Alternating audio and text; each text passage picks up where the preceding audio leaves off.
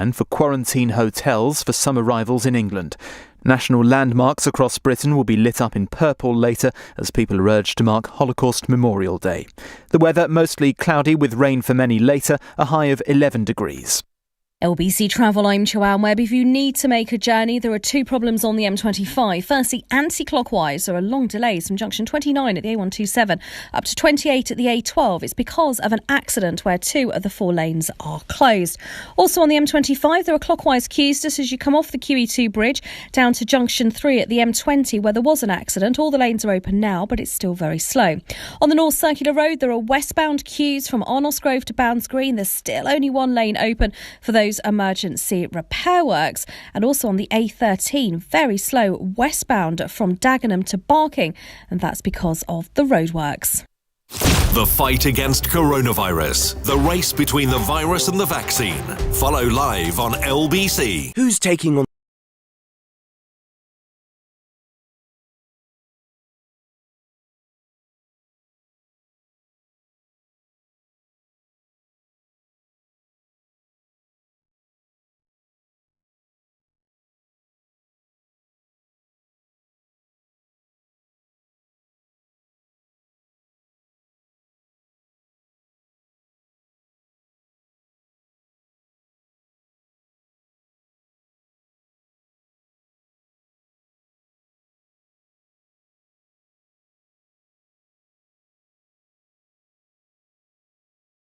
Nick Ferrari now. 0345 6060 973. LBC. At Bupa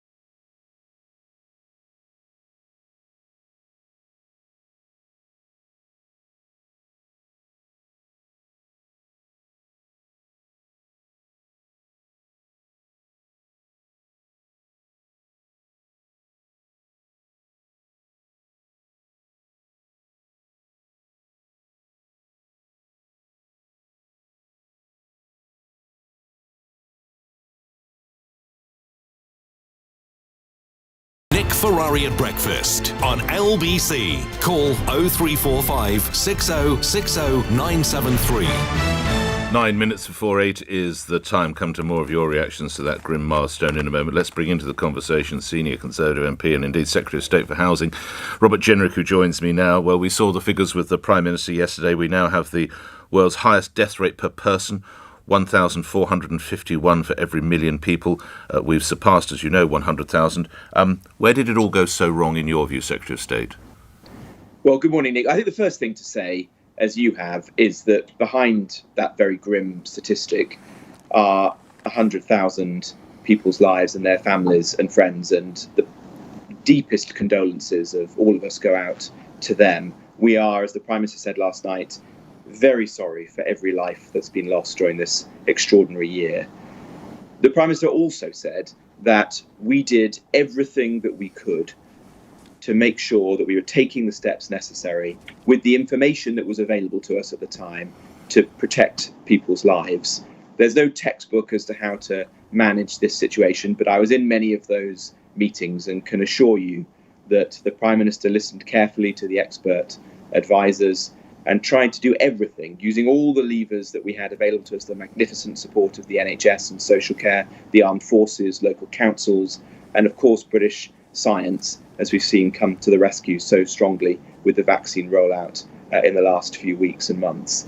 We tried to do everything that we could to help to shield the country and bring it through this difficult period. But undoubtedly, when there's a time to reflect properly on what's happened, there will be things that people will say the UK did very well at, and there'll be things that, with the benefit of hindsight, we could have done differently. That's inevitable, and that will be the same for every country in the world.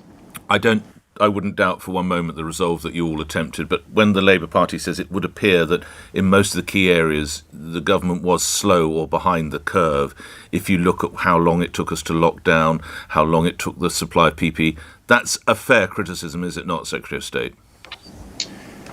Well, I don't think either of those two criticisms are easy ones to make. With respect to PPE, remember that there was an international clamour for those supplies. At the time, it was proving extremely difficult for every major country in the world to access PPE. We were doing everything that we could possibly do to garner supplies from parts of the world and to build up our own domestic stock. With respect to locking down, of course there are differences of opinion here, but there's no easy or right time to do so.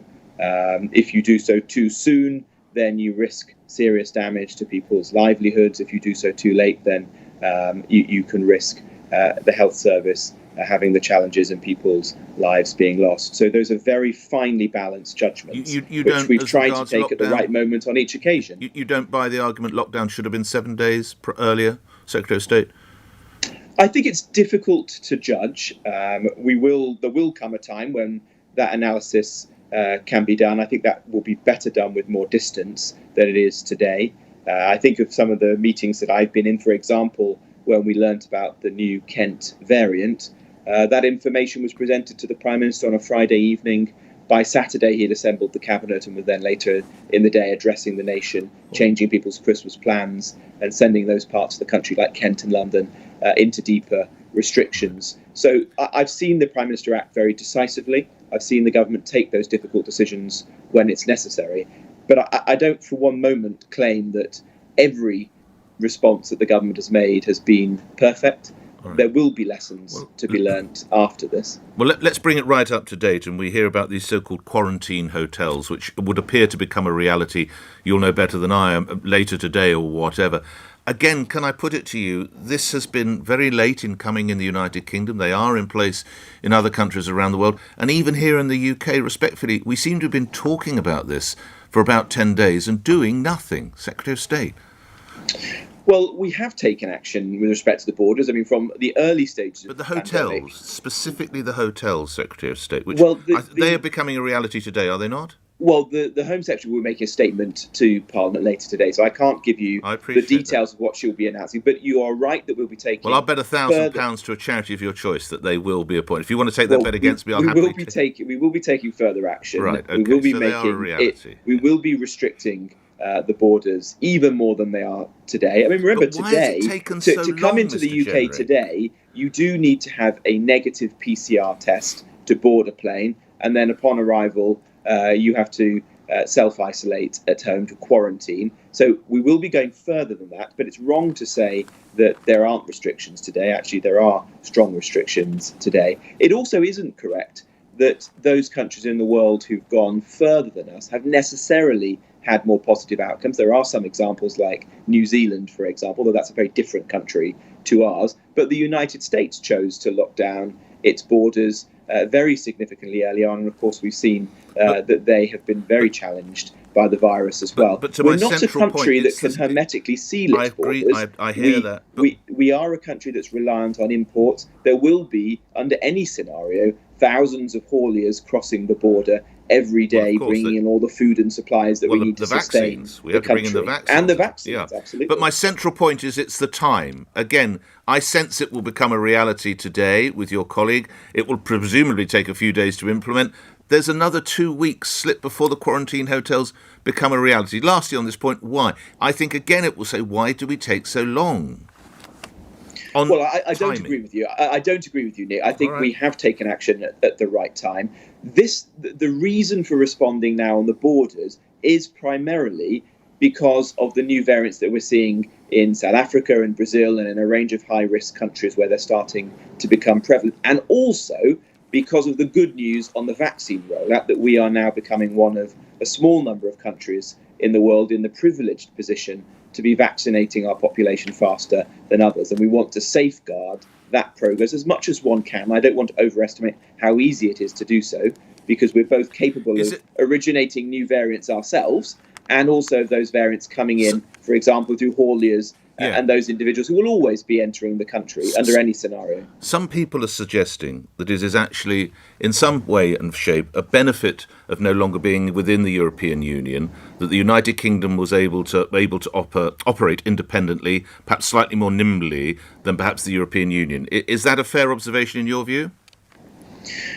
Well, I think it's for others to compare the way in which our vaccine rollout. Well, I don't think it's helpful for me to make those comparisons. We want the international community to be working together. We want to work with our friends and partners in the European Union. It is fair to say that the UK's vaccine rollout has so far been very successful, and more so than many of our neighbours. And in particular, the work of the vaccine task force led by Kate Bingham, which made those early orders from multiple suppliers of vaccines, has proved to be decisive and has put the UK in that category, that privileged category with countries like Israel, for which we should be proud. We obviously need to build on that now. It's still early days in the vaccine rollout. I want to see it rolled out as quickly as possible and to reach all parts of the country. As Community Secretary, I have a role to play in that and ensuring that people come forward and get vaccinated, regardless of where they are and what community they come from. OK, finally, you will be aware that in Scotland, the First Minister said there will be a £500 bonus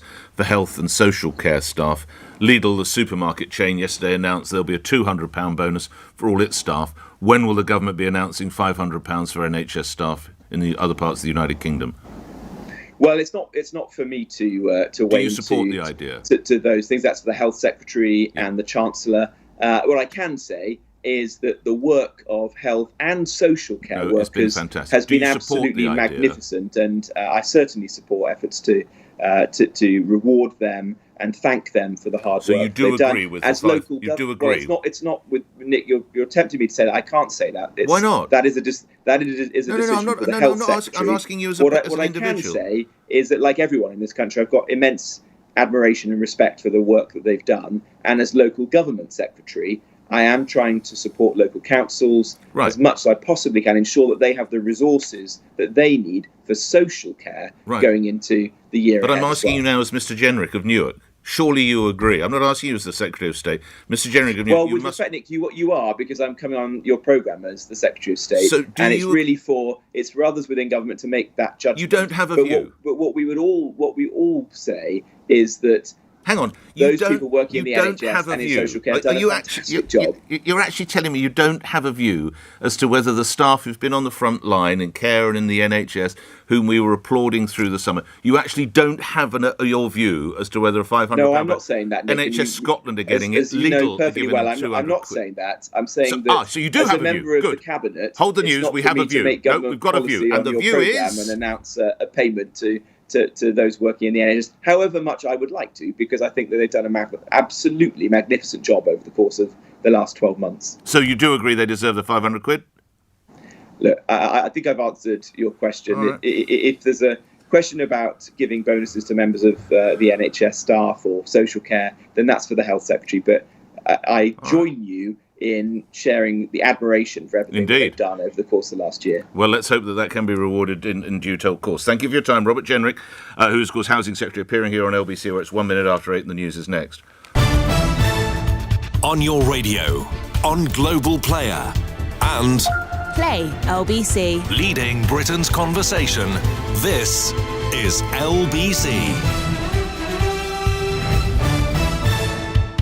From Global's newsroom at 8 o'clock, an NHS director says it's too soon to establish why the UK has been so badly affected by coronavirus. Britain's become only the 5th country in the world to surpass the milestone of 100,000 deaths from the disease.